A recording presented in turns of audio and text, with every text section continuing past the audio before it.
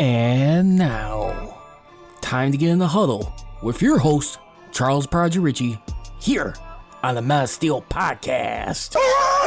Hey, you blink, I'll cut your eyelids off. Don't you blink. I got you. Let's go.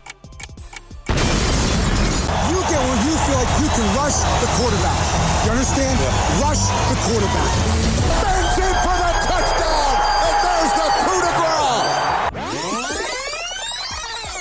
Do you have room in the trophy for another one there? You got 6 of them. Now you're the winningest franchise in NFL history. We'll make room.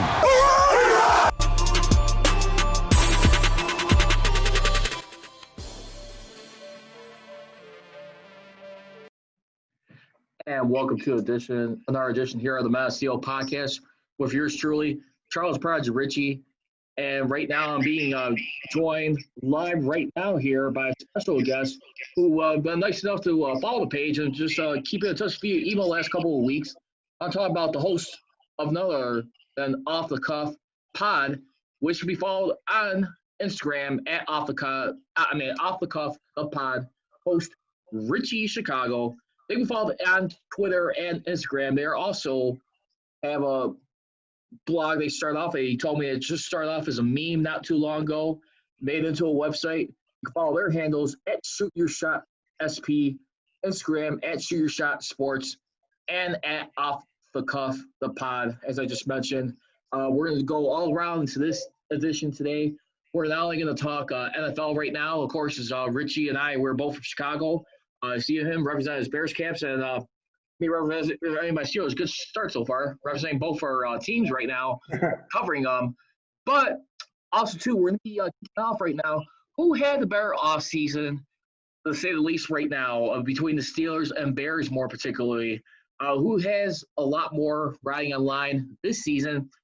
As a matter of fact, if there even is going to be a season, there's still a lot of unknown factors about possibly how badly can the salary cap get affected by this? And so which teams will be on the bubble more particularly that to go for some drastic change? I definitely know the Steelers will definitely probably be feeling a lot of heat, probably have to say goodbye to a lot of players.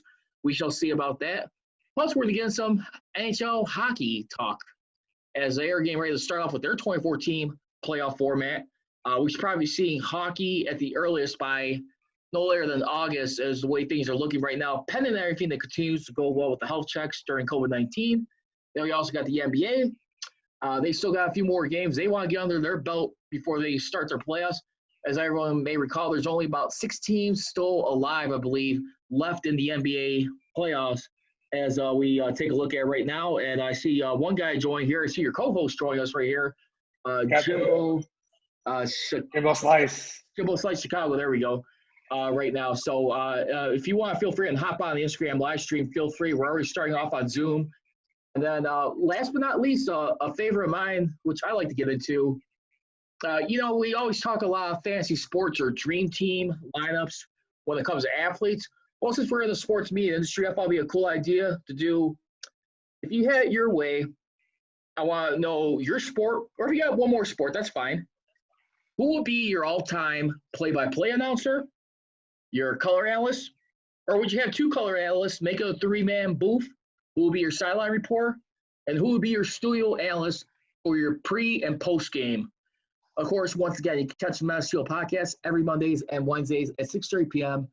Central Standard Time. You can follow me on Twitter and Instagram at PrideRichie at OnDeckCSR, or the Man of Steel podcast on Twitter. It is at Man of Steel CGR, and of course on Instagram at Man of Steel Nation. Richie, I'm gonna go ahead and kick it off to you right now. How you doing? How you been? Thank you very much for taking the time to do a show together. Awesome. Thank you very much for having me on the show. I'm doing great. Just really excited about sports coming back. We're like this close, I feel like. I know NHL is coming up. It's underway like in July. Right. But right now I'm just waiting for everything else to come through. I'm more of like a Bears football fan, so I'm just excited for sports to come back. How are you doing? You know what? To be honest with you, it's just it's been kind of like a little mix of emotions so far. I mean, obviously, let's just call it what it is. This whole year has been kind of like a bad dream in a way. I mean, you heard the stuff that was going on in China and Japan right there. I mean, they were one of the first cases that actually got hit with COVID-19. And then when you saw it start to progress, like around end of February, going into early March, is where signs start getting into there. Just the fall alone, I mean, I would even go as far back as this. Just even being in church, when I go to like church on the weekends, including on Sundays, not being able to shake someone's hand during like before you get to communion, that was an eye opener for me right there before anything else. And then like what was one of the first jaw-dropping things that happened? You saw the March Madness in NCAA men's and women's basketball get shut down. A lot of people were aghast by that. It was still a little bit of a long shot and a limbo at the NBA or teams like or leagues like the NHL and the MLB, which was around the corner, was going to follow suit and like end up canceling their seasons right now. So other than that, Jim, to answer your question, we are kicking off right now with the NFL. Our first topic: who had a better offseason between the Steelers and Bears? That's going to be the first 15 minutes of the show. Between them, 15 minutes each. We'll start off with the Bears and we'll go to the Steelers. And then at 6:30 to 6:45 p.m., we're going to hop into some NHL, their 2014 playoff format. And then last but not least, the NBA. And then we're going to name our all-time fastest broadcast. So to answer your question, in case you're viewing us, that's what we're going to be getting into today. But like I said, I think with the resumption of sports right now, I have one friend of mine who I frequently get in contact with, and he even said, too, if we had to go back to where it was like back in March, where it's just back to regular socializing, I think he'd be okay with that. So we'll see about that. But for right now, listen, I health and safety first and foremost, I think, than anything. As much as I like our sports, I think that's the biggest thing. It's just I still feel like we got to be holding our breath even when things come back. Just because you're tested, the whole thing is sweating on one another. I mean, how's that going to fly? Yeah, definitely. Well, I'll start off with the Bears. Basically, I think their offseason was kind of shaky for me. They had some key additions. So they had Nick Foles. From a trade, they got Robert Quinn, Jimmy Graham. But they also had some like notable departures by Prince Akuma. I can't ever say his name. Amu Kamara, Taylor Gabriel, and Clinton Dix. Right. But I feel like the QB position has upgraded a lot. Not much, but honestly, my prediction would be they go into a 9-7 season. Not much better than an 8-8 season, but they had so much better options on the board than Foles, such as Bridgewater and like Andy Dalton. But I'm just excited to see with the whole competition between Mitch and Foles to see who's gonna push through. I think the best move they had was Robert Quinn. He can go like get to the quarterback alongside with Mack and Hicks. Jimmy Graham, in my opinion, he's a little washed up and overpaid. But other than that, it just kind of sucks there right now, cap space for Clinton Dix and Prince. But like I said, I'm pretty stoked to see the whole QB competition between Mitchell, Trubisky, and Nick Foles. So it'll be interesting to see. Yeah, I think I'm definitely with you on that. But I mean, unfortunately, at the end of the day, like it or not, though, it's going to be annoying for fans starting off at first. Either way, let's call it flat out what it is. We already got a quarterback competition on our hands right now, and I think that's the only problem I think we're going to run into is just that what it is. I mean, you look at how well the defense does, but the defense did take a little bit of a dip, I think, last year. I think they felt like they had to shoulder a lot more load. I mean, for example, one of the biggest things that the defense started to slip down on, and probably because when you don't get your guys in rhythm in the preseason like you did a season ago, you decide to just go straight into the season with your stars right there. You pretty much give everybody a huge amount of rest, hardly no rhythm. And what happens? I mean, you pretty much get caught with your pants down right there. Start off pretty shaky going on. And I think one of the things that really jumped out, the biggest things like on defense, I mean, they were number one in takeaways the year before with 36 takeaways. To see that number drop nearly in half to 19, and that in itself right there, that was ranked 22nd. So that's one thing I want to see get improved as far as on the defensive side. If you're going to be any type of playoff team or consider winning a championship, a Super Bowl, I think you definitely want to get those number of takeaways up there. That's one thing that's got to get up there. But again, I mean, when we switch back to the offense too, I mean, the biggest thing I'm looking at, like aside from the quarterback play, we need to start figuring out how to get the run game here because honestly, the Bears, I don't think they have enough faith in Tariq Cohen to really maximize his strengths. They almost view him like as a secondary option or like a third wheel, use him on special teams occasionally. And I just feel with the Bears in that area, you got to do a lot better job mixing up. And the thing is that never seems to be a surprise either too. Offensive line, same story of the Bears' lives, broken record. What usually ends up happening? They have a hard time protecting the quarterback. It usually affects stuff like the run game at some points and gets rid of them. A lot of people will be saying, Bears hardly ever get any good quarterbacks, which is true. But at the same time, you also had guys like before in the past, like a Jay Cutler. You even had like a Rex Grossman. I'll even go back to Jim Miller. I mean, even though as immobile as he was every now and then, he still had a decent arm right there. You may even make an argument for like an Eric Kramer, Jim McMahon, Luckman. But I mean, just in recent memory, I'm talking about today, the biggest thing what they always seem to do is like they seem to have like to give it good protection. It's like having a good car and like crappy car insurance. You don't give them enough decent protection. And number two, when you do get the pieces around you, they have a hard time executing their offensive play calling. They always seem to shoot themselves in the foot with the way they execute. And I think that's one of the reasons why you see them trip up a lot of times this year. I think the biggest thing that's going to be interesting right here is when you look at their draft picks, I mean, check it out. I mean, you gave up your fourth-round compensatory pick to get Nick Foles, by the way, I mean, who got from the Jacksonville Jaguars. So they have their pick right there. I think the one thing that people really questioned a lot was, why do we have to get our tight end? But you also got to think of it like this, too. When you're in the draft, even like people from the Steelers organization would say, too, or other teams around the league, when you go in the draft, obviously you want to, you don't want to necessarily go in there by, bring your wish list and, who you want to get. Obviously, you want to have your stuff ready. You want to have your mock boards ready. But sometimes you have to go by what's the best available. And this guy right here, Cole Kmet right here, he's got a decent grade to become an instant starter right now from Notre Dame. Yeah, you already got guys right now. I mean, Trey Burton, he's on his way out right now. And then you got going into this season for the tight end, I just feel like right now, Jimmy Graham, we'll see what he can do. I mean, I think he's in his 30s right now. I mean, signed 1 year. Actually, I think he got released and he signed a 1 year, $910,000 contract with the Colts. Yeah, that's crazy. I just feel like right now, as far as the Bears side, this is definitely a lot on the line for Pace right now. I mean, he's got to try and make up for this. It almost kind of reminds me last when you had a guy like Dick Duran in his era going on there, but except this is like the executive now instead of the coach. Yeah. What are your concerns, seeing all the stuff, the signings they had right there? What else do you think stands out to you as they go into this season? I'm gonna go into the other draft picks. So I think they picked a really good. Jalen Johnson was a pretty good pick for the draft, along with Cole Kmet. Basically, in his final 7 games with Utah, he only allowed 112 yards combined. So he's doing pretty well. He saw 506 snaps.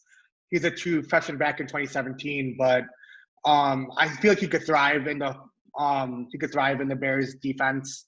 So that'll be interesting to see. And I feel like we're really excited about Travis Gibson out of Tulsa too. He's 6'3" at 261 pounds.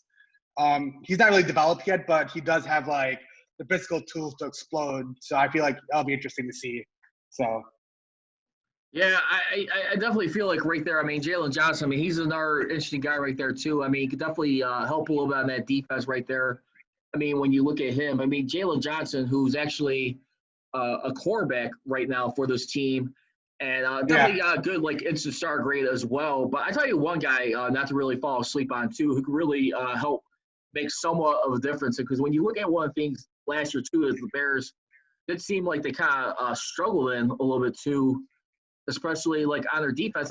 I mean, as far as everything where it comes to trying to stuff the run, I mean, they were 15th. I mean, but then again, who knows, maybe like getting after a quarterback. I'm probably looking at also another guy here. I'm also looking at Travis Gibson of Tulsa right now. This is another guy right here who can play outside linebacker / defensive line right now. You almost start to wonder if a pick like this, because like Khalil Mack, I mean, since he's come over here to Chicago, I mean, he's only had that one fluky season where he didn't start all of his games. I mean, he played a little bit hurt the first season, seemed to bounce back a little bit, I mean, the following season, but some of his numbers went down. I mean, he played a little bit better hurt year before, 12.5 sacks, as that number go down to 4. And then, I mean, his tackle's still been doing okay, but I feel like he's been asked to pull a lot on him. So you wonder how much is going to help out a veteran like him where he could rotate into this defensive lineup. Definitely, yeah. And it's going to be a tough season, I feel like, honestly. I don't think we'll do much better than last year overall, but maybe 9-7. But at best, it depends who's going to be quarterback to me, honestly. So that's where I see it as.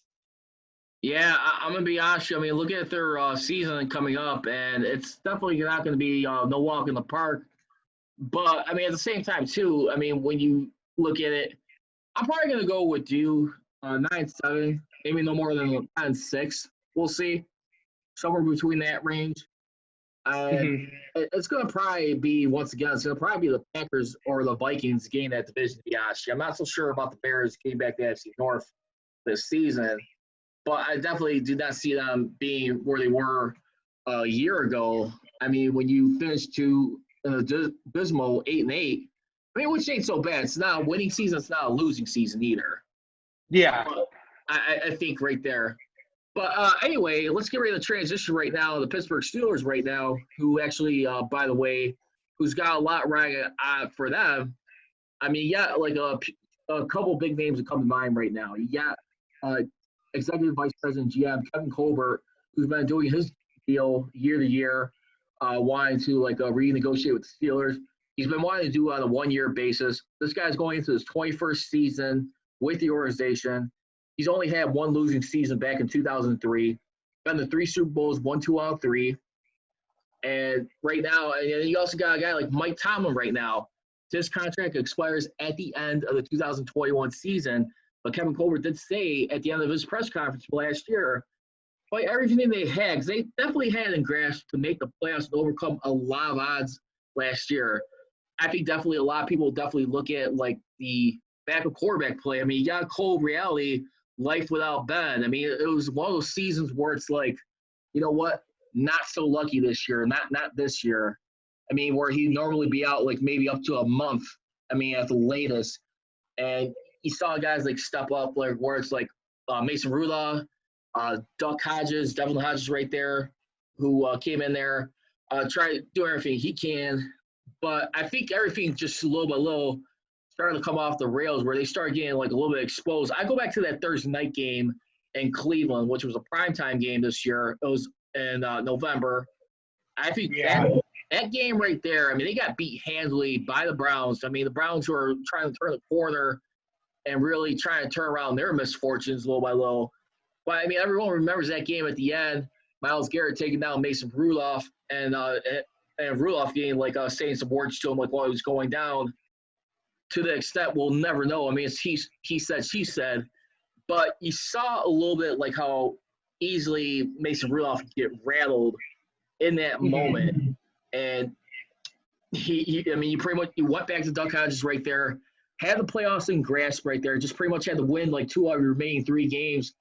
What has happened? They lose the remaining 3 games of the season to a good Bills defensive team, and then later on lose a New York Jets to your old running mate. Not so much Le'Veon Bell, but their defense pretty much humiliated them. And then in the Ravens, they just got destroyed by RG3 when they already had everything in place. They went on to go 14-2. We all know what happened in the playoffs. They lost to the Titans, who was on a hot run right there, and that's about it. But as far as like the Steelers go, I think one thing about them, which is going to be really interesting right now, and depending on the health of Ben Roethlisberger, I mean, you look at Chase Claypool, I think it's got to be like probably like their best pick, arguably in this draft. I mean, this guy right here, he's a big target. I think he's like about 6'4", I want to say. Out of Notre Dame, just like Cole Kmet right here. Got a real good instant starter grade on him right now. And I think the other guys, too, you probably look at is probably like the safety, Antoine Brooks. And then you also got another back in our Anthony McFarland. They're starting to get a cold reality how it is from not re-signing Le'Veon Bell, coming in terms of a long-term contract. They did offer him bigger money, but the problem was it seemed to be the frustration, the guarantees that he was not liking. So now you're starting to realize, I mean, like how it is without his presence right there, what he brought to the table. I mean, as far as like catching, blocking, in addition to his running game. Definitely. Is Big Ben going to be back this season, do you know? He is right now, like, pretty much, like, getting back in good shape little by little right now. As everyone just saw, I mean, he got the beard trimmed down this past, like I saw that. Yeah, about a month and a half ago. He was able to do something. But, again, that right there, what he was doing it during, like, where not many barbershops were supposed to be open. Still, I mean, aside from that, I mean, a little by little, he's been getting his confidence back. I think the biggest thing for Ben Roethlisberger was going to really boil down to it's one thing in the field goal. You got to remember, too, former legendary quarterback, too, Terry Bradshaw, who had like a similar injury right there. He actually injured his throwing elbow back in 1982, and I think that was before either of us were born. And this was in St. Vincent College. It was a rainy day, and he's told a story where he was getting ready to make a pass. He slipped onto the grass, and he fell like a sting in his elbow, like felt like a bee stung him, and it really hurt like real bad. The fortunate thing for Bradshaw, they had that strike-shortened season where it was just to 9 games. He said if he would have had to play through that season, that would have been a lot more intense pain than he was the following year. Because the following year, in 1983, he came back for not even a game. It was just like maybe 1-2 quarters just to clinch a playoff spot in Old Shea Stadium against the Jets just to wrap up the playoffs in 1983, which eventually helped them win their division, I want to say, that year. And that was pretty much the end of him right there. So that was a guy right there. I think the biggest thing for Ben is, like, how's he going to feel? Can he still get the same velocity on the ball right there? Can he still get that same whiff off his fingertips? I think those are the biggest things right there because a lot more nowadays, they got computer chips to really measure the analytics of how the ball is being thrown, the spin rate, the speed of the ball. I think those are things that are going to have to be looked into. But at the same time, too, I think he's got to wisen up. I don't care if he got half through Ben Roethlisberger. My thing is, at the end of the day, this Ben Roethlisberger has also been the same cat, too, who hasn't been shy away from putting them in costly positions, costing them games, where he's turning it over in the red zone. Can I trust a guy, even if as healthy as he is? Are we going to go back to what we saw when he last had a full season in 2018 when he had that falling out with his teammates, Antonio Brown, then calling out a few of his teammates like Juju Smith-Schuster or whoever, like, you know, like he should throw a better route. Are we going to see that again? That's the thing. I don't care as healthy as he is. I want to see a smarter Ben Roethlisberger. Is he going to take it easy on the pass? When he tends to pass a lot more, I think he definitely he's prone for him and his team to make a lot more mistakes, if you ask me. Definitely. What do you think about Duck Hodges? I feel like he would be a good not replacement, but if Ben couldn't play, I think he would be better than Mason Rudolph. I'm not sure about that. I don't think so. I think if anything right now, I mean, you had your chance right now to try and sign a guy like Jameis Winston right there.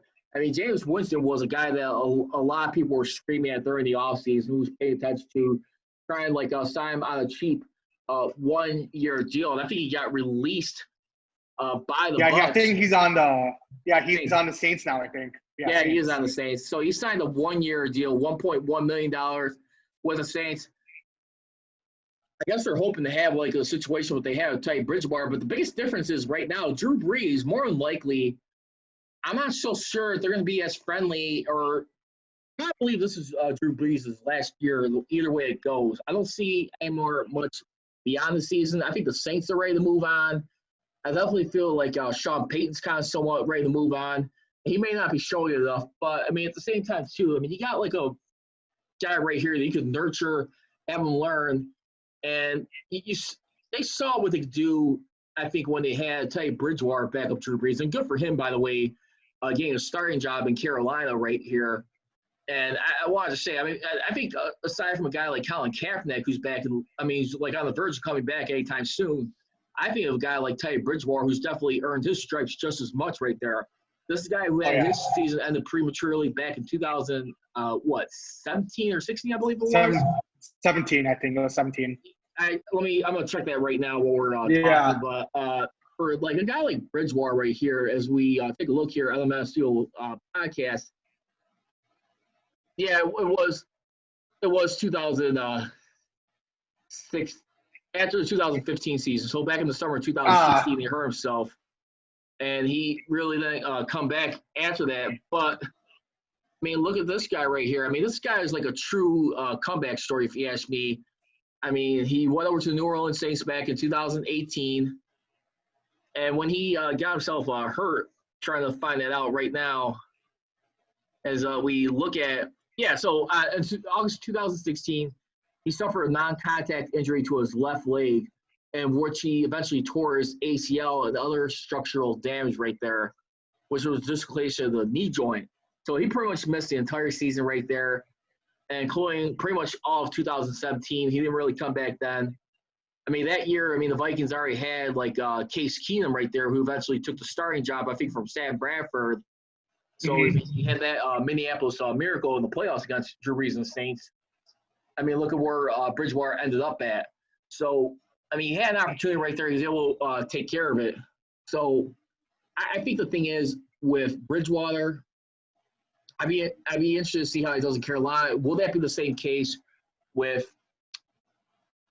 Jameis Winston and New Orleans Saints? What do you think about that? Do you think he'll find a home? Do you think he'll be able to catch on? Do you think the Saints will want to keep him? What do you think their plans are? I feel like Jameis Winston would find a home at Saints. He's actually not a bad quarterback. Yeah, he threw picks last year, like the most picks, but he didn't have LASIK surgeries. So I feel like that would help in that whole situation. But I want to see how he actually does this year. I think he might be actually a lot better than last year. So he was a pretty good quarterback for the Bucs. Yeah, Jameis, yeah. Yeah, I think Jameis Winston right now, I mean, that's the thing. I mean, he's kind of like, when you look at his overall career, I mean, he's kind of like Brett Favre in a way where he's got that gun that's how I was thinking. But he's turning over the ball a lot. He's making a lot of big risks. I mean, at the same time, I mean, he's put up the decent numbers.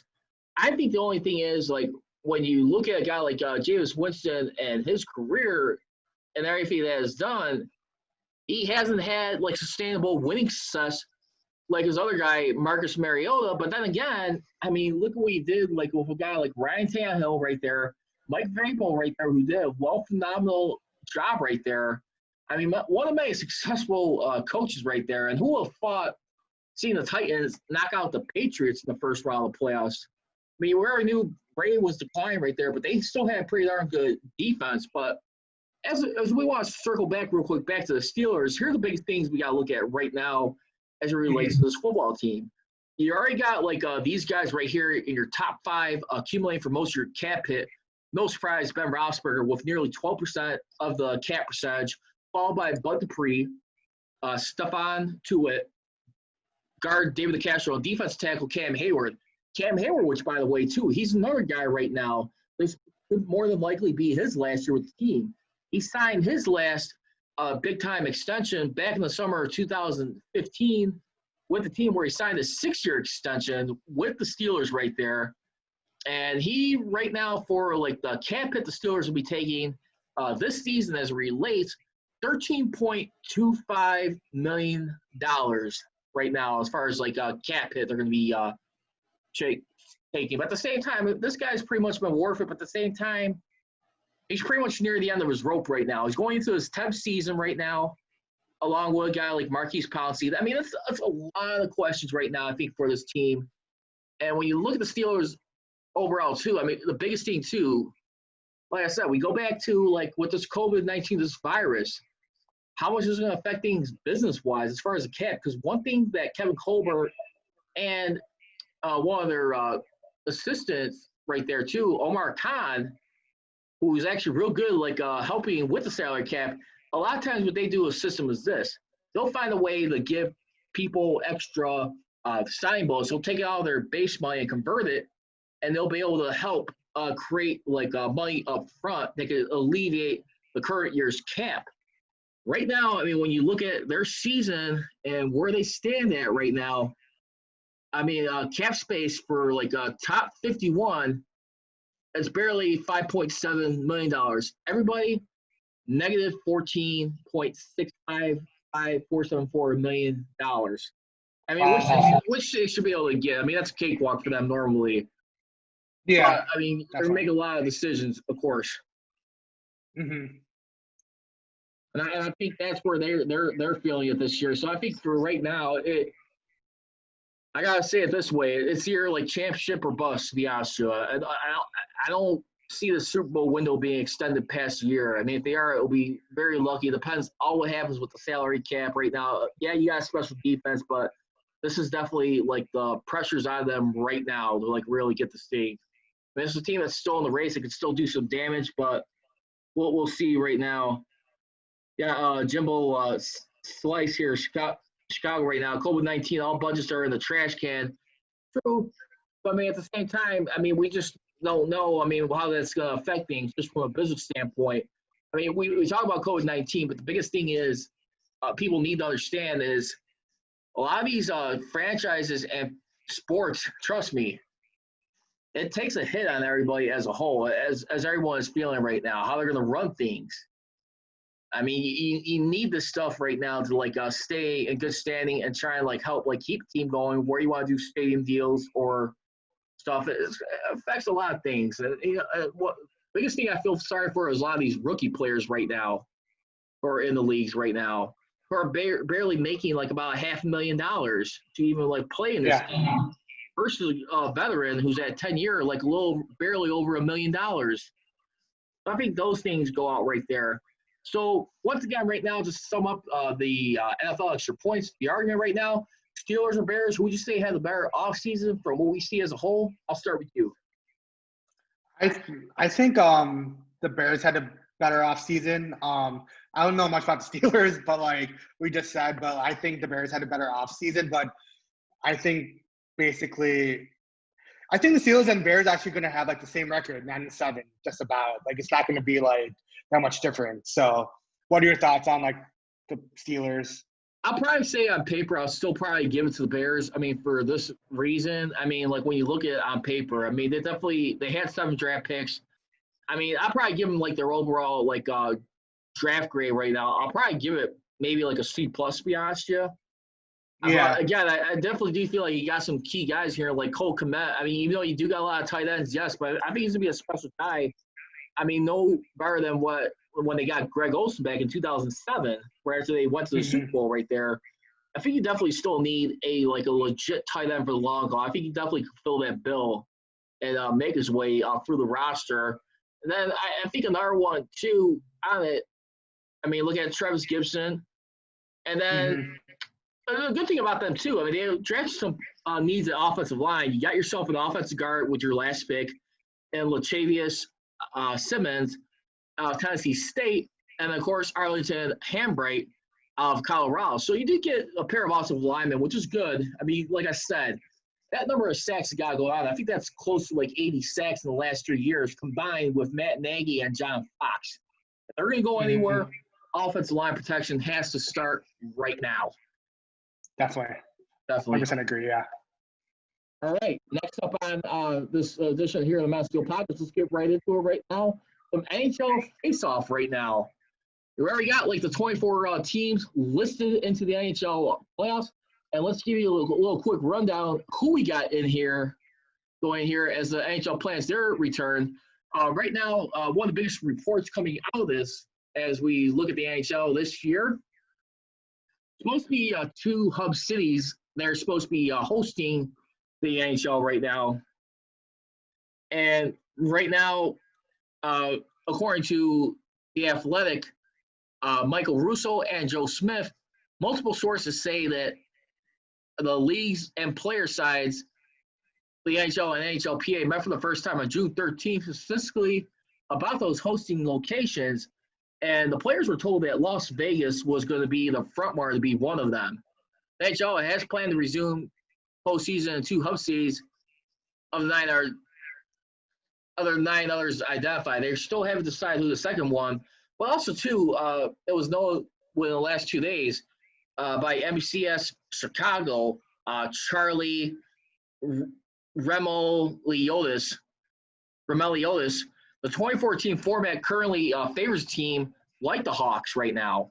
I mean, yeah, you do got quite a bit of veteran guys, but right now, according to Hawks head coach Jeremy Colleton, he says that the Blackhawks had only 8 players on entry-level contracts who played in 20-plus games, which whom finished top 10 on the team in scoring right now. Yeah, you still got guys like Duncan Teague right there. I mean, Jonathan Taves pitching. I mean, they ain't getting any younger. I mean, eventually their time's going to start coming up.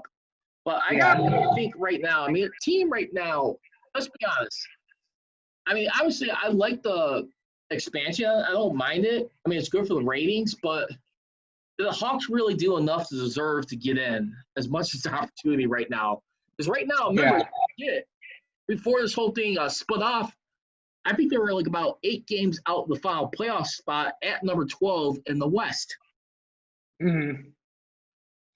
Honestly, I think it's a miracle they made it to like the playoffs, like the play-in matchup, honestly. So I know they have a lot of holes to fill. They're definitely flawed. But I know they had a bunch of veterans that have been banged up and they missed time. But I don't know. I feel like the whole rest COVID thing, like they had time to rest, is going to come out like they can pull out strong. So maybe we'll see what happens. So, I mean, I hope they can make it past the round against Edmonton. So it'll be interesting to see. Yeah, and then also, too, I mean, like, let's also look at as far as, like, the East right now, who's actually was able to get in, too, and a former associate member of the Blackhawks, Joe Quenneville right now, who's coach of the Florida Panthers right now, going through his first season with them, looking to bounce back. Don't forget, he got fired about a season and a half ago, back early in 2018, 2019. I mean, he went to miss 2 consecutive years, not being in the playoffs. And, of course, under Collington, it's 3 straight right now. And they've definitely been going through, like, a growing pains right now of rebuilding with the future of their franchise. I mean, take a look at, like, the Florida Panthers right now, who had a winning percentage. I mean, like 9 games over 500, 78 points total for the year. But let's also look at this, too. Here we go once again right now. The Boston Bruins right now have been awarded the President's Trophy right now. And the history of the teams winning the President's Trophy, which is usually given to the team who has first place of both conferences, the East and the West. Remember, it didn't become an East and West conference, I think, until about 1993-94, I want to say, when Gary Bettman took over the second year. I want to say that's how far it's been. But as we look at it right there, I mean, the only teams that have won the Stanley Cup trophy while being awarded the President's winner, that have been the Edmonton Oilers of 1987 under Wayne Gretzky. You had the Calgary Flames back in 1989.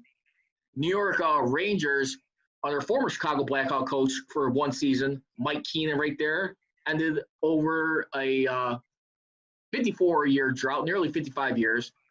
You also had the Dallas Stars right there, too. And I think that was Brett Hull, by the way, the son of, Hull. Bobby Hull, I believe it was. He was on the Dallas Stars. That series had a controversial fashion right there. The guy has skate going across the crease. But anyway, then you also had back-to-back years, too. You had the Avalanche and the Detroit Red Wings 2001, 2002. Red Wings in 2008. And then last but not least, the Chicago Blackhawks 2013. Boston Bruins have been a team that has won the President's Trophy 3 times in the history of their franchise. They have struck out each time. Here they go once again. 70 wins, 714 win percentage, 100 points right now. What do you think this year? Do you think they snap that drought of the team winning the President's Trophy where they get knocked out early, or do you think they'll finish the job this year?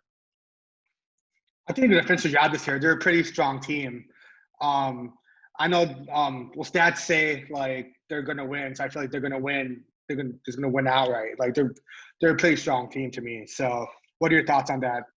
I'll just say this. I definitely do believe they're a hungrier team. I mean, this is a team who's been, knocking on the door for quite some time. I think when you look at many different phases, what they had back in there, I mean, when you look at everything that the Boston Bruins have been able to done, I mean, like over the years, I mean, I think they have it under different goalies, I want to say. But I just got to say this right now. I think this is a team right now who always just finds a way to stay aggressive and find a way to just be in good standing right now. I mean, with the team right here, I mean, when you look at it, I mean, you got like right now, Tuukka Rask right now, who's actually been on the team before, and he was a part. I want to say that. No, he wasn't awarded. I'm not sure. I think in the 2011 Stanley Cup champion, I think he just missed that. But I mean, this is a guy right here who's still doing good. And you look at everything, I mean, with that team and what they've been able to do overall. And I just feel like right now, when you lose like how you did at home in St. Louis Blues, which, by the way, miracle story, by the way, who actually finally didn't start winning their first playoff victories in the Cup Finals since losing to like teams like the Canadiens and the Brewers, who they actually each lost to. So I gotta say this: I think this year we'll wait and see. I think for right now, I mean, other teams want to probably like still like not willing to count out as far as like East. I look at Washington Capitals right now, Alex Ovechkin right now. I want they willing to prove that last year wasn't a fluke team, knocked out in the first round early as the Penny Cup champions. You got to believe he's a little bit more re-energized right now. Guy wants to have like one more ring on his finger before his career is all said and done. And this guy's on the verge of a matter of time becoming the all-time, I think, like a goal leader, I think, in NHL history when we look at. So I got to believe Ovechkin's got to be one. I mean, with the Capitals. Then you also look at, too, I mean, as far as like the East goes, I'm not so sure about the Tampa Bay Lightning. They always seem to be falling up short. But I think in the West right now, I think you can't count the defending champs either. The St. Louis Blues right now got 94 points right now. And that looks like to be like the second most in the entire league. They're the first team in the West right now. And I just really be curious about, to be honest, yeah, I mean, the Chicago Blackhawks, for whatever reason, just to be even in this dance right now, I think they definitely – it's kind of hard to say they really deserved it, but at the same time, I mean, they've been given a shot. We'll see what happens, see if they can make the most of it. Yeah, I mean, there's a big key. I feel like McDavid, Edmonton, the key is to stop him. They have to stay aggressive and play the style of hockey. Basically, I'm hoping they can play defensively really well and then hoping to win 2-1 against Edmonton. So I'm really hoping like we can just like play defensively against them. But he's one of the best players, McDavid, Edmonton. So I'm not sure. We'll see what happens. But are the Penguins in? Yeah, they're in right now. The only thing is with the 24 playoff format, here's the deal everyone needs to pay attention to. It's just that pretty much the top 4 teams in each conference that are pretty much in the round of 16. The rest of the teams, so pretty much they come into the 5th place. So they pretty much kind of got to like play their way into the playoffs. They're in the playoffs, but to like be in the round of 16, they still got to go through that. And right now, the story with that is, as we look at going into the playoffs right now, as far as everything, I think they're supposed to be having like a best like 2 out of 3 or like a best of 3 series. And then the second round, they're not sure if they're going to be doing best of 7, but definitely like the conference finals and the cup finals are going to be doing best of 7, the way everything lines up and how it shakes out. And don't be surprised. Speaking of hub cities earlier, as I mentioned too, also according to TSN's Pierre LeBrun, Chicago is also gaining momentum in NHL circles as a potential host for the postseason tournament with players and executives really liking the idea of using the United Center as a host for tournament games. Oh yeah, that'd be awesome. I think I heard so. about that. Just the only thing is just gonna suck. I mean, it's just gonna probably hardly be like off limits for people being in attendance. That's the only thing I think that's just it sounds good, but I mean it's like at the same time it's like for like a fan who's still like we're missing out on a lot of stuff, I mean, with everything going on at the end of the day. And that's just the only heartbreaker I see in all this. Yeah. So let's get ready to move on from hockey in just a second. But real quick, wrap-up here right now. Who do you like right now, like as potential favorites? Give me your top 4 teams, your Final Four, if you're to go for the conference finals in the East and the West. Who you see shaking up? Give me 1 second. Let me pull up the NHL. 1 second. I don't know. I think the Bruins are going to win it all, honestly. But let's see. I gotta see who's in it. I feel like it's between probably the Bruins and the Knights, honestly. The Caps might make a run for it, but like you said, I don't think the Lightning's going to do that well. They always fall short, like you said, but the top 3 teams I could see like going through all the way would be the Bruins, Knights, or the Caps. I don't see anyone else actually doing that well this year. So I actually put odds on the Knights to win it this year in Vegas. So hopefully they win.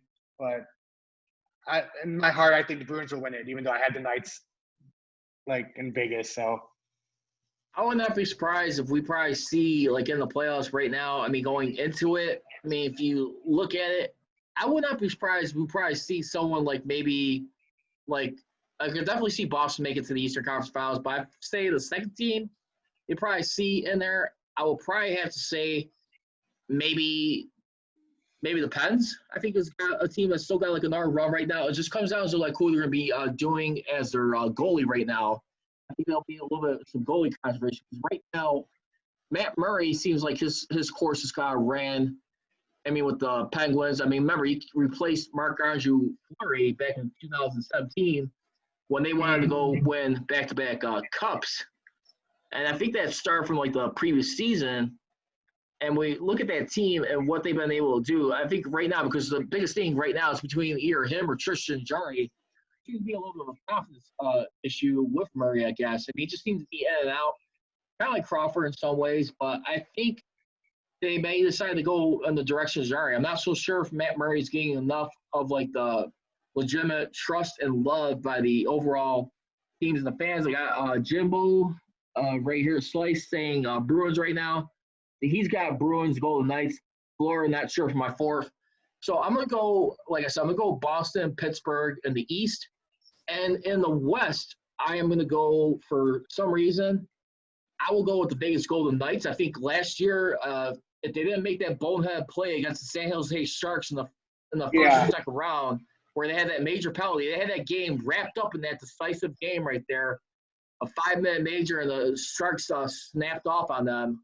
It was a violent hit by one of the players in the Golden Knights. I think the Vegas Golden Knights got something to prove. So I'm going to give it the Vegas Golden Knights and have them match up for some odd reason. I'm going to say maybe the Colorado Avalanche. I think the Colorado Avalanche will make a surprise. I'm not so sure if the St. Louis Blues are going to make it back.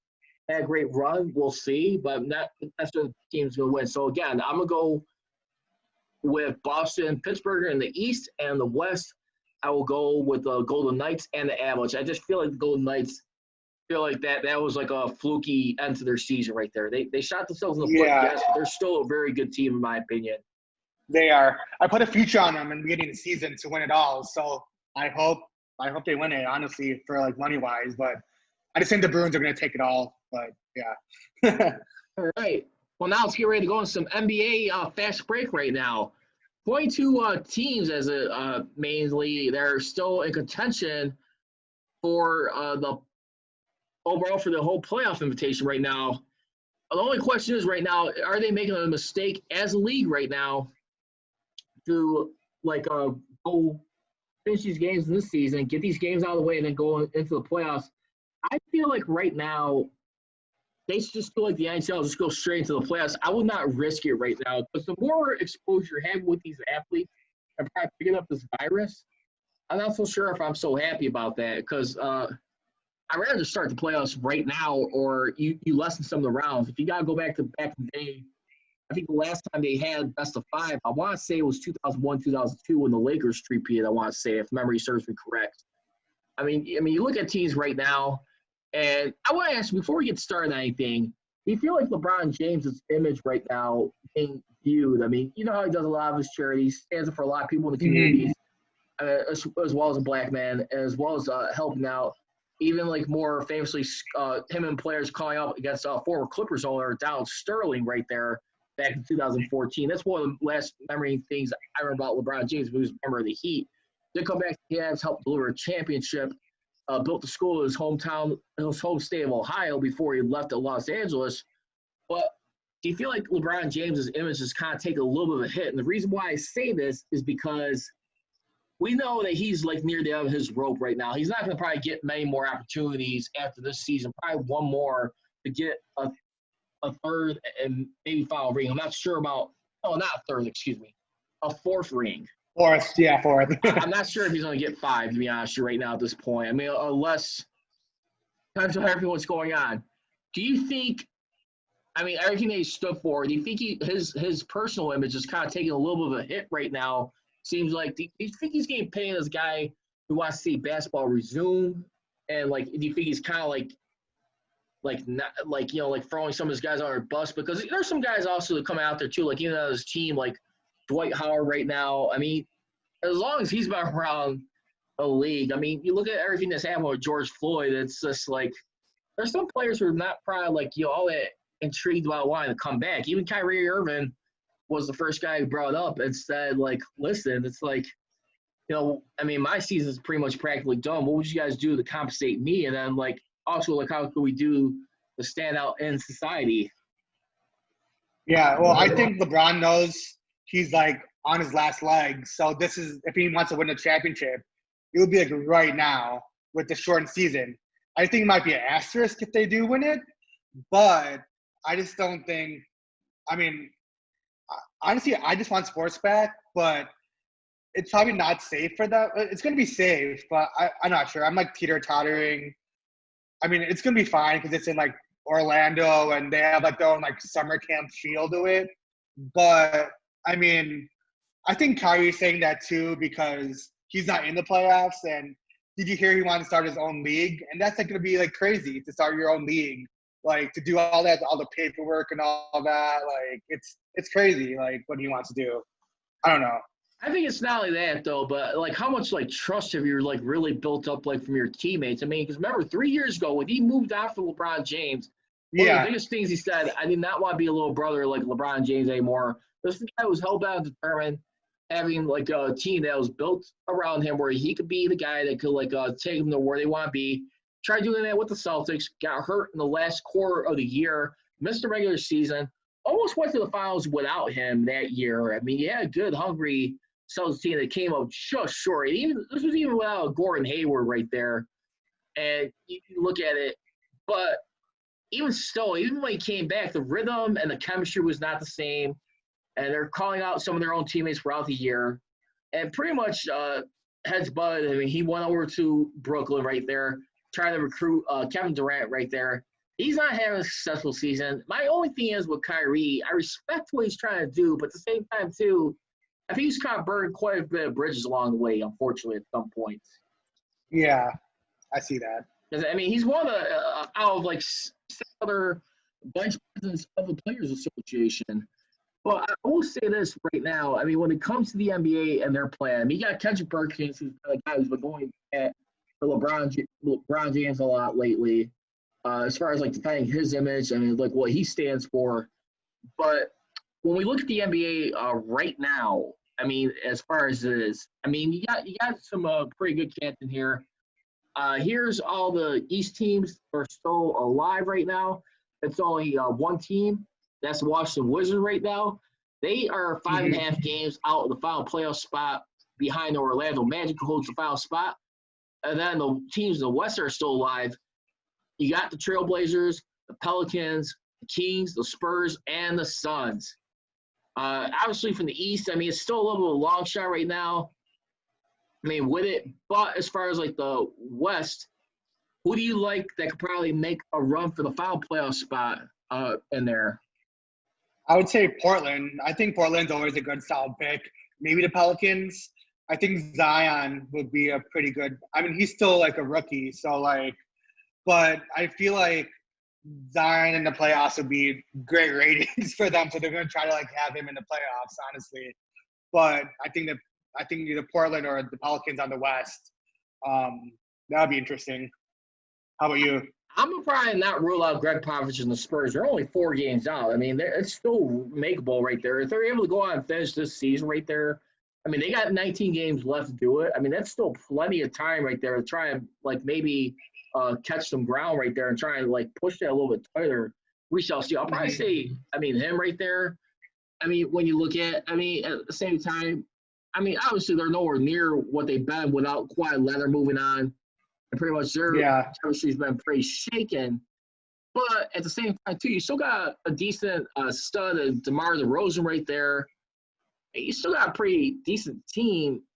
But, I mean, this is a team who's, I think, is just like ever since what happened with Kawhi Leonard and how his teams are questioning if he was like, you know, like if he was in it with them and like calling out like his injury or like faking out.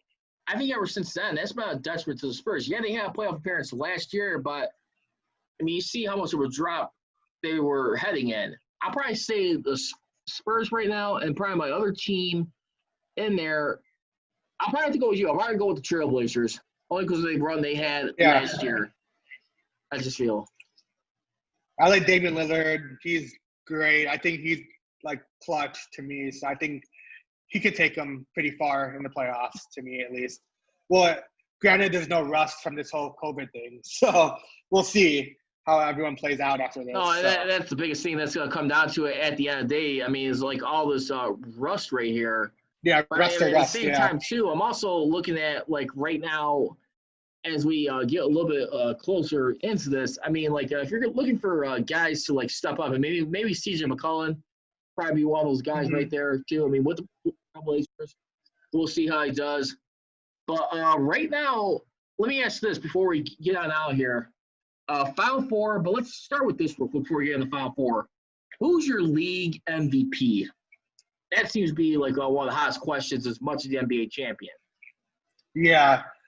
Honestly, I feel like it's going to be LeBron for some odd reason. I'm not a big fan of LeBron, but I just think people are just pushing it towards LeBron.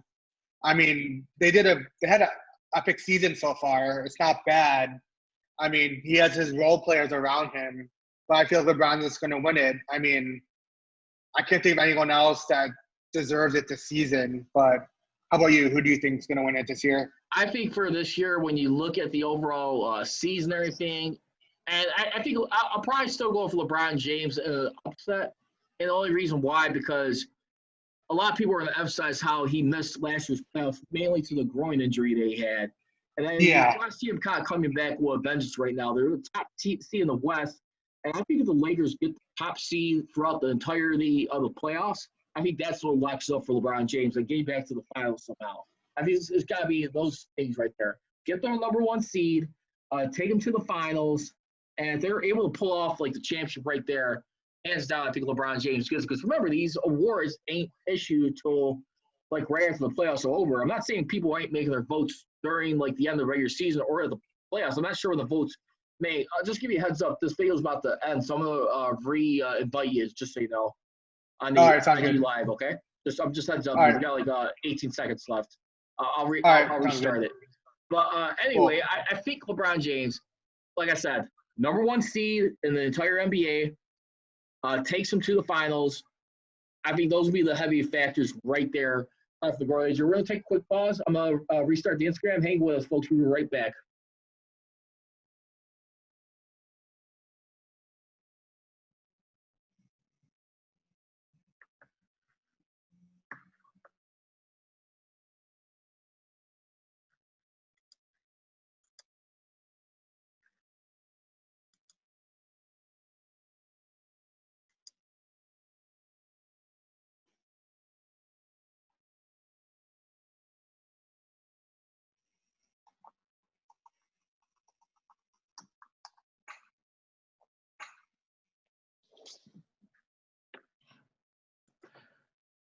All right, I'm gonna join in now. Let's see. All right, for those of you that are hanging with us right now, we are still recording here on Zoom as well, which we will send like an edit down video in case you guys missed it. We are resuming live right now. Thank you very much, Richie, for joining back here on Instagram live stream. I appreciate your patience for everything on today. A pleasure having you on today's show. Thank you very much. So, you able to hear me? Yep, I can hear you. Okay. I'm in now. Perfect. Okay, cool. So right now, that's what I'm saying. I think LeBron James, he gets it because of that. They probably might still go with Giannis Antetokounmpo. I mean, and this is the guy right now too. When we look at everything, what he's got playing on the line for him. When we look at like everything in his career right now, I mean, this is a guy right now who I think could still qualify for a Superman contract deal. But he's got 1 year deal remaining. He's going to be going to his final season next season, and right now, and there's still speculation like if he's going to be willing to leave, like the Bucks, and maybe like go as a free agent after next season or maybe this season, depending on how everything goes right now. Will Giannis Antetokounmpo pull a Shaq move like he did with the Magic right there? You see that happening probably with Giannis, where the dance is over in Milwaukee, he goes over to like another team somewhere to like build his platform. Maybe like a Milwaukee or like a San Antonio or Miami. What do you say? Do you think that marriage continues on in Milwaukee with Giannis? That would be great if he does, but I feel like he's shopping other teams, honestly, where he can fit more. But honestly, it would be great to have him on the Bucks as like a franchise player almost, but you don't see that these days. You don't see like players staying loyal with their teams or whatever. You kind of see him moving around like how LeBron does it and stuff. But I don't know. It would be great to see him as a Bucks team member for like a while, but I don't know. What are your thoughts on that? I think it depends what kind of run they have. I'll be honest with you. If they get to the NBA Finals, I think they're going to try and find a way to lock this guy up. I think they'll definitely try and build. I don't think they let him walk that easily. If they don't get to the NBA Finals like this year or the next season, I think he's going to have to move on. I think he has to get to the NBA Finals to lock his future with the Bucks. I really feel that way because you don't get this very far. You know what I'm saying? Because that stuff starts to question. Because remember, when Shaq left the Magic, I mean, what happened? They got swept by the Bulls. I mean, the previous year, they beat the Bulls, I think, like, 5-6 games? But then again, that wasn't fair either on Michael Jordan, who barely came out of retirement in the last quarter of the season. Plus, the Bulls that year was a struggling team. And I even said it right there, and I will say this. I'm sure you watched a lot of stats documentary, but I told people this before. I don't mean to go off another topic, but I really do believe the Bulls, that 90s Bulls team, will probably have one more championship than they did in the 90s. They would end it with 7. I think if Jordan did not walk away, I think they will have won their first 4. They won the 4 in a row. Then I think the 94 and 95 team, that's where I think they will have got tripped up, even if Jordan was playing. Because right there, Horace Grant pretty much had enough right there around that atmosphere. Even his first year with Jordan. I mean, you saw what happened with the timeout and, like, Kukoc, like, getting the game plan for the game-winning shot. Sky Pippen decides to give up on them. It sounds like I'm not in on this play. And I think there was already tension going on. John Paxson was pretty much worn out. I think he already played about his 10th season right there. So he was transitioning. He had some younger players like rotating in. I think they will won the first 4. Then they will have won their last three-peat. And I'm not sure about the lockout season. A lot of people say, that benefits like veteran players having a short season, even if they will sign 1-year deals. We never know that. And even if they will like hung around, I honestly believe the only thing would have been the difference was coaching. But I think Shaq and Kobe's the Lakers, they would have met in the finals. They would have been the team to hand the Bulls their first loss in the finals, in my opinion. The only difference would have been the coach. If Phil Jackson would have stayed out with them, or he would have went out to the Lakers like he did. Definitely. Yeah, the Bulls were very hard to beat in the 90s, and I do agree with that. But I feel like the Magic was a very strong team too. Penny and Shaq that was like the team. I loved that team as a kid too. But like, it's crazy, like thinking like hypotheticals like if Jordan didn't walk away from the game, you know, and all that. Like it's crazy thinking about all that. And if they extended one more year, 98 to 99, to see what would happen, like I feel like they would have won 4. But it's crazy to think about, honestly. Well, I will say this, no offense. I mean, there's no respect to Michael Jordan, but I'm going to be the first one to say it. Kareem Abdul-Jabbar never took time off during his playing career. I'm sorry. Yeah. I know you lost your dad. I know you're like getting overwhelmed with the gambling scandals, but I'm sorry.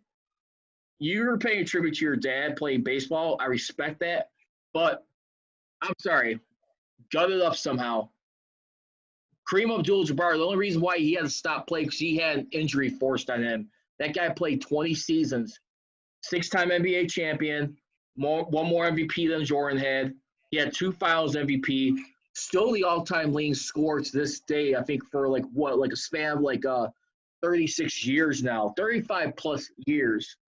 I mean, he's still a scoring champion. No one's ever topped that. I like Jordan. Don't get me wrong. I definitely feel like his case, I mean, the way his body, that he was taking hits, like one friend told me, it was wise for him to walk away. But I'm sorry, great champions do. You got absorb that. You got hang in there. I just feel that. But I think the baseball stuff, like I said, I definitely do agree. Lambert, Toyota, I think I haven't seen you go on those here throughout this Instagram stream. Along with Jimbo Slice, thanks for joining us here. Yeah, it was definitely a cover-up, I think, for the gambling. I mean, it's definitely pretty questionable right there. I mean, and just as questionable as like how Isaiah Thomas got left off the dream team right there. I mean, let's think about it. Jordan definitely had a lot to do with that, but at the same time, definitely Isaiah Thomas also was making enemies at the wrong time. And let's not also forget, too, don't think for one moment Larry Bird did not forget a comment back, like, what was it, like 4 years earlier when he pretty much said, like, Robin was the first one to say it, and Isaiah Thomas agreed with Robin, repeated. He says, like, if Bird was black, he'd be just like another guy. And this was like during the time, like after they beat the Pistons, go to the 1987 finals, which earlier were trying to go for the back-to-back championship. The Magic Johnson and Kareem's Lakers, they knocked off the Celtics in that second meeting. So they won like 2 out of 3 against the Celtics in their trilogy in that decade right there. They wanted to go win back-to-back championships, the Lakers did. But don't think for one moment Larry Bird did not forget that quote right there, and that was payback right there, along with guys like Barkley. Pistons were a good defensive team. They're up-tempo defensive team, but it was kind of borderline question. At the same time, I just feel like they made their enemies. But right now, speaking of NBA, let's wrap it up just like we did with the NHL. What will be your Final Four teams for, like, the East and the West in the NBA? All right, so the West would definitely be the Lakers, maybe Houston. I think Houston could make a run for it. For the East, I would say the Bucks, and let's see. I gotta think about. I don't know what the East. I can't. Are the Pelicans in the East? Who's that? Pelicans? Are the Pelicans in the East? Let's see. I can't remember if it's the West or East. The Pelicans, they are in the West, and they're still alive. West. That's right. Give me 1 second. They're not in the Actually, playoffs. no, They're not in the playoffs, but they're they're still one of the teams in the hunt. Just a quick reminder for folks wanting to know who's still in the hunt. The team cannot be no more than 6 games out of the playoffs for the final playoff spot, just so everyone knows. That's why it's 22 teams. I would pick for the East the Bucks and the Celtics, and then for the West I pick the Lakers and actually the Mavericks. I like Luka Doncic. He's going to be pretty good, I feel like. So, those are my 4 teams. But to win it all, I'd pick the Lakers. You know what? The East, that's exactly what I said on my show on Deck this past week with my one co-host, Reese Ruler. I even said that. I went Bucks, Celtics for a reason. I think the Celtics can still get back there. I think they definitely got still a cohesive unit right now. Down in the West, I think you're going to probably see Lakers and probably Nuggets. I'm not so sure about the Clippers. Don't get me wrong. The Clippers got a good, hungry team right now. Second best in the West. But I'm just not so sure, like, if they're going to be able to, like, get that far. Are they going to get tripped up along the way? Maybe, like, the next year. I mean, it's their first year. But I'm not so sure if they're going to pull it off in their first year. So I'm going to go Lakers and Nuggets for a reason. And then, of course, I'll go with the Lakers over the Bucks. Oh, real quickly, new executive vice president of Bulls basketball operations, Artūras, Karnišovas, and of course, Marc, Eversley, GM. What do you expect for the future of the Bulls right now? Yeah, Michael Reinsdorf right now. I mean, John Paxson, to his credit, he was just saying, like, on his way out, that they need to change the system. You can tell clearly John Paxson was frustrated with taking orders, from, like, the people in his inner circle right there. And obviously he was getting a frustrated spot. You could see why he was getting so defensive the last few years, ever since taking on that role for over a decade. But what do you think right now? Do you think this is finally the shot in the arm that they be looked for? Their future's looking bright? I think it's a bright future. I like Artūras Karnišovas. I feel like basically it's something to look forward to. I feel like the fans deserve someone like him to boost some testosterone or whatever into like the Bulls. Like, I like his way of approach and process behind the decisions. They just hired the general manager, Marc. What was his name? Eversley? Yeah, Marc Eversley, yeah. And I feel like they both complement the vision and the values of Artūras. So I feel like we're going to move forward. And I feel like they're going to fire Coach Boylan, which is great. I don't like Boylan I'm not sure he's going to make it for this season. If he does, it'll just be this season only, in my opinion. Yeah, same. So once they fire Boylan, I'm in 100%. But, like, so far they're doing good moves. I do like the staff change. So it's going to be interesting season next season. So yeah, I definitely think so. I think they definitely got a lot looking at them right now. If anything, they got like a lot of fresh stuff they could do. And as far as everything, I think if anything, when you look at like this team, what they're trying to do, there's one guy who I'd be really interested to see if they be looking at, but nah, not really.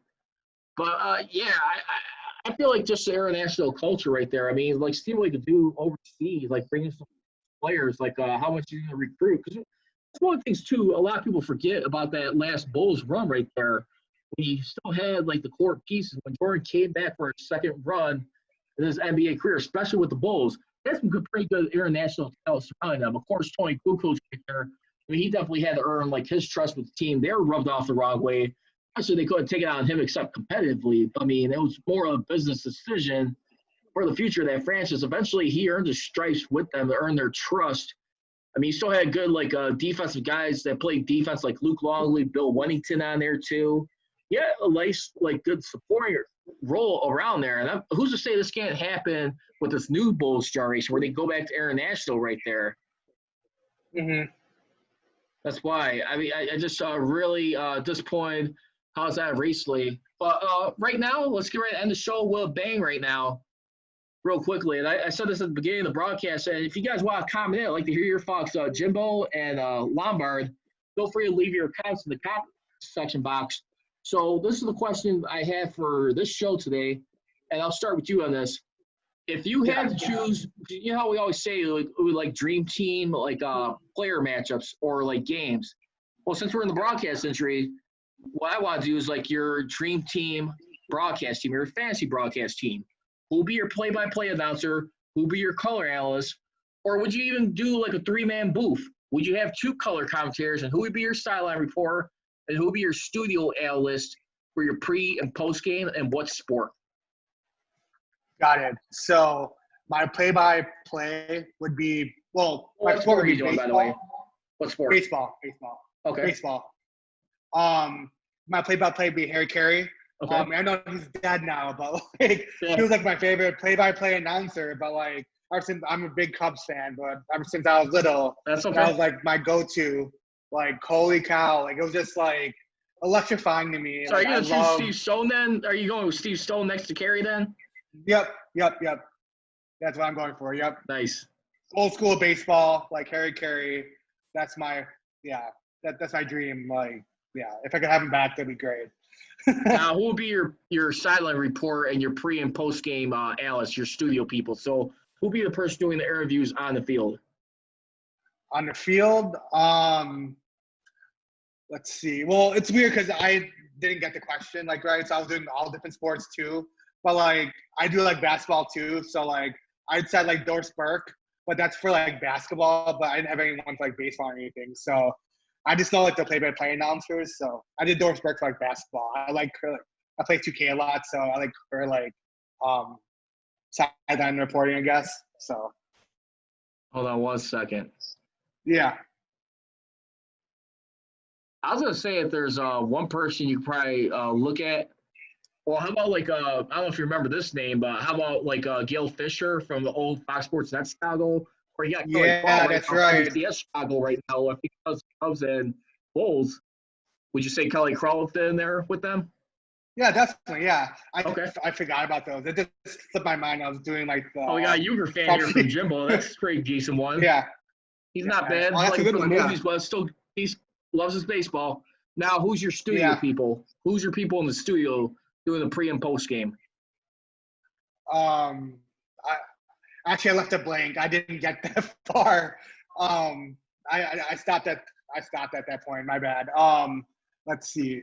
Did you have Dave Kaplan? Yeah, Dave Kaplan for sure. And who's the other one? Let's see. Give me 1 second. Take your time, man. It's no right or wrong answer. This one here.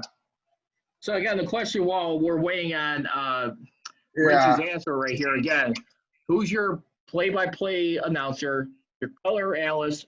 Would you have 2 color analysts, make a 3-man booth and the announce team?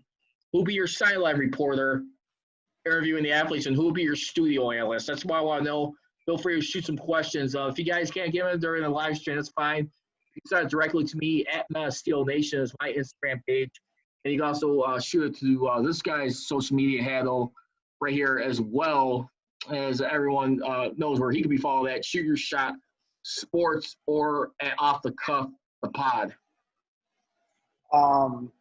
Let's see. I was gonna say probably Len Casper or something. Okay. So yeah. For That'd be me, interesting. I'm gonna do NFL. NFL is like my favorite sport. And if I ever had a game that was gonna be something that's on the line, and we won 2 Super Bowls under him, I like him a lot in primetime. Al Michaels, John Madden. He's a goat. Yeah. Yep. Ooh, nice. And then I would add Dan Dierdorf in there. Dan Dierdorf will be a 3-man booth. So I like Dierdorf for whatever reason. Like recently, like listening back on his historical calls, he came on Monday Night Football in 1987. I want to say his last year was like 98 or 99 because he was on there with Al Michaels and Frank Gifford. Frank Gifford was like a lifer on Monday Night Football. He was originally one of the longest tenured announcers. So again, play-by-play is Al Michaels and 2 color analysts. I'm gonna have John Mann and Dan Dierdorf. Sideline reporter, I'm gonna go with Pam Oliver. And then the studio team, I'm going to have James Brown calling it with Bill Cowher. And then I'm going to have Michael Irvin and Howie Long. Ooh, So that's again, good. one more time for anyone want to hear my thoughts. I'm going to do a 3-man booth. I'm going to do Al Michaels and John Mann along with Dan Dierdorf. Sideline reporter will be Pam Oliver from Fox Sports. And then the studio teams will be James Brown, Bill Cowher, Michael Irvin, and Howie Long. Would be my studio team right there. Bill Cowher, in my opinion, I think right there, he's really impressed me as an analyst. And by the way, congratulations to him and Jimmy Johnson, especially Cowher, man. It's me being a Steeler fan. I got to tell everybody right now, when a lot of people think of Steelers, they always think the stunning steel curve. But I got to tell you something.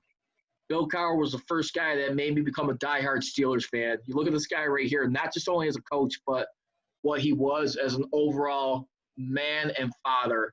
I mean, it's one thing to see someone in sports, but the all-around human being. And when you watch this guy, like in his profession, especially coaching, I watch this guy, you can see him like lead a group of men like none other. He knew how to relate to guys. He went to bat for a lot of his teammates. He went in there like he was a player. I know he had a lot of stuff like on the sideline, but I tell you, that was if there's any player coach that was ever successful, it was definitely him. Definitely. I mean, still miles apart from him and Chuck Noll, but he helped keep the winning restore life in Pittsburgh when they needed it. When the Steelers only made the playoffs like 4 times out of Chuck Noll's like final 12 seasons right there. I mean, he was pretty much like getting frustrated right there. After they had 3 straight playoff appearances, they had 1 more. he was a guy that just needed to breathe life into them in that organization. He brought an attitude with them, where you see it right now. I'm sorry, what was that? I feel like he just brought an attitude to that organization, just what it was. And you see that today, where it's like Mike Tomlin taking the ranks right now later on. I mean, a lot of people always give him a hard time, like, well, you have Bill Cowher's team, but at the same time, Bill Cowher did not have like Lawrence Timmons or Ryan Clark or some other guys that were, or Lamar Woodley, extra pieces. I mean, yeah, you had most of his team, but still had to implement some key pieces to help, like, keep that thing going. He still got 2 more Super Bowls, won 1 out of 2 at the end of the day. But great choice by yours, by the way. I mean, you can never go wrong with Harry Carey. I was watching a Hall of Fame tribute on WGN. I got to be honest with you, growing up as a child, as a kid, before I got into sports and with my grandfather or anyone around me, WGN used to be the mild standard for sports. The way production is. It's sad that it's no more like effective this year. Last year was all it. No more Bulls basketball, baseball, hockey. Just going into entertainment industry altogether right now, which is very shocking to see. I mean, each of them in the Sox, the Cubs and Sox, had 72-year run on that station, primarily the Cubs. But real quick, I got to ask you guys something. I got to get this off my chest. I'm not going to say a name, but this guy really, like, me and this one guy were going back and forth. He said, like, ESPN, when the Cubs met the Indians in the 2016 World Series, was that ESPN did not do their job by not acknowledging the White Sox. My thing is, look, I get it. Don't get me wrong. I mean, because they said, like, since, like, 1947, I think it was, or 1948, how many World Series were brought between Chicago and Cleveland? Well, they kind of, like, slighted the White Sox. My thing is, look, White Sox did win a World Series, but no offense. I mean, kind of like the Marlins or the Mets, don't get me wrong. Good team, great team, but sometimes I'm looking at, like, what helps the ratings, too. What stands out more? The Sox were White Sox, no offense, were just not a likable team worldwide. I mean, they are in most states, but I don't think they really stand out as much. The Cubs pretty much out-hustle them as far as, like, media production. Their staffing, the way they keep their product out there. And I got this one idiot saying, like, well, you know what, it's one thing, like, well, if that's the case, then the really, like, the Marlins or the Giants or whatever did not win their World Series, like, based off my logic. You know what I'm saying? I think the ratings has a lot to do with it and how much worldwide people cling to them. Yeah, I mean, when you think Chicago, most people think the Cubs. I mean, nationally, I don't think people think White Sox. Like, maybe like a small amount of people, but I feel like most people know about the Cubs. My thing is, you don't have to acknowledge someone. It'd be great if they did. I mean, but at the same time, I can understand why White Sox fans feel a little frustration. It's like, you did do something the Cubs did. Don't get me wrong. That's a lot to be commended, but whatever stands out, unfortunately, that's all it is. But anyway, that's going to do a wrap for this edition here of the Mass Steel Podcast. It's a very special show. I just wanted to say, Richie, Chicago, thank you very much for coming on. Had a great time hosting. You guys are more than welcome to come back. In case you ever guys want to join me on the stream, it's at Mass Steel Nation here on the Mass Steel Podcast. Thank you very much. You got any upcoming projects? I know you said you started off your thing as a meme here before you turned it into a blogging site, and really got a lot of traction on it. What else is in the works with you guys? So we actually have a Twitch page. We go live on Fridays and Saturdays. We have different shows. So on Fridays we have like it's like a DJ and one of our hosts. They do like a pop culture type of show. Yeah. And then on Saturdays we do like a power hour type of like pre-game drinking show. We do some sports, pop culture.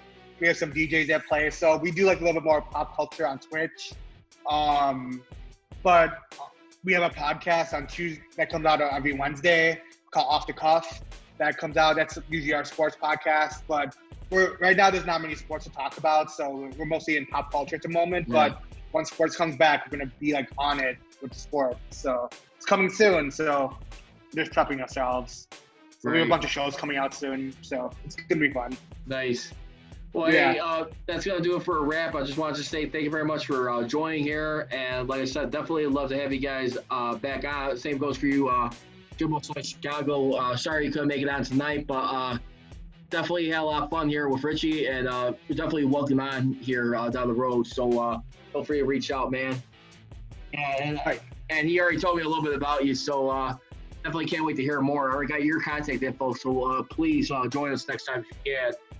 All right, man. Hey, Richie, thank you very much.